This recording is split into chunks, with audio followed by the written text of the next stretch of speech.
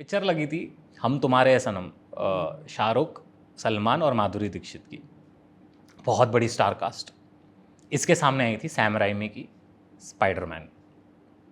मैं बचपन से स्पाइडरमैन का फ़ैन, ऑब्वियसली बच्चा 4th स्टैंडर्ड में था, कार्टून सबको पसंद है। तो तभी मेरे डैड एग्जीबिटर भी थे, डिस्ट्रीब्यूटर भी थे। तो मेरे डैड को पता चला आशु को स्पाइडरमैन बहुत अच्छी। हमारे 2 थिएटर है, एक अनिल है, एक अशोक है। Nice. ठीक है, उल्लासनगर के लोग जानते हैं बात।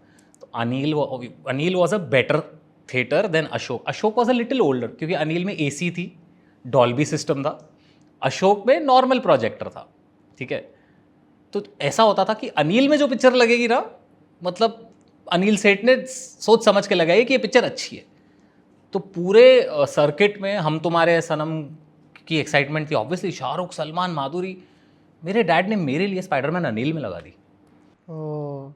तो सब लोग एकदम ये हो गए कि बाकी डिस्ट्रीब्यूटर्स और एग्जीबिटर्स पापा को कह रहे हैं कि अनिल तू पागल वागल है, सामने सलमान, शाहरुख है, तू कैसे स्पाइडरमैन लगा रहा है। बोला नहीं, मेरे बच्चे के लिए लगाई है मैंने, वो बहुत एक्साइटेड है, उसको 2 दिन से नींद नहीं आई है, इतना एक्साइटेड है वो।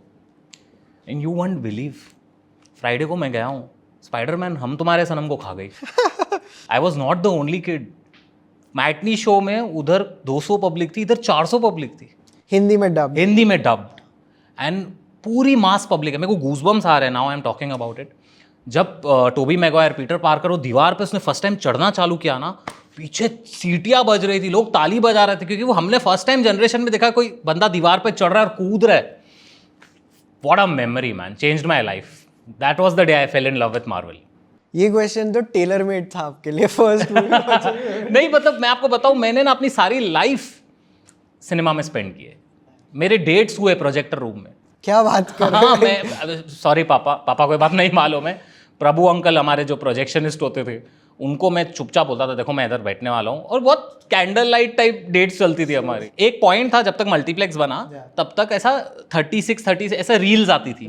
ठीक है, 2 प्रोजेक्टर होते थे, इधर एक रील चलता था, फिर एक काला डॉट आता था, सीन चेंज हुआ, प्रभु अंकल यहाँ पे चालू करते थे, यहाँ यहाँ यहाँ यहाँ, कभी कभी लाइट चली जाती थी, लाइट चली जाती थी, साला एक सीन ही स्किप हो गया।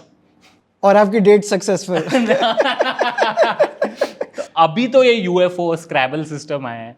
हाँ। तो सो मुझे हर फ्राइडे पब्लिक की पल्स पता थी।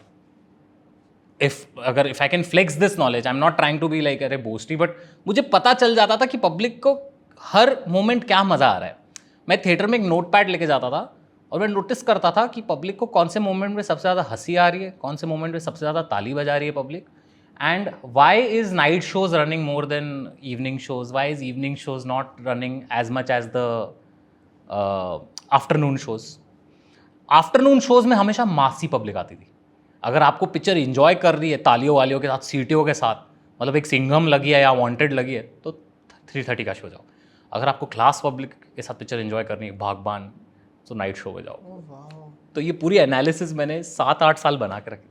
मैं गंदी पिक्चरें भी देखता था, कांतेशा के अंगूर टाइप। अरे उससे भी गंदी पिक्चर है, बहुत गंदी पिक्चर है ये। कांति शाह पापा लगाते नहीं थे। अच्छा। मेरे थिएटर में उसूल था ऐसी सॉफ्ट पॉर्न वाली पिक्चरें नहीं लगती, क्योंकि हमारा थिएटर प्रेस्टीज वाला था। एक दूसरा थिएटर था उल्लासनगर में, वहाँ पे ये सब पिक्चरें लगती थी, और क्या बिजनेस करते थे वो लोग। हाँ, उन्होंने बंगले बनाए, लेकिन हम लोग नहीं वो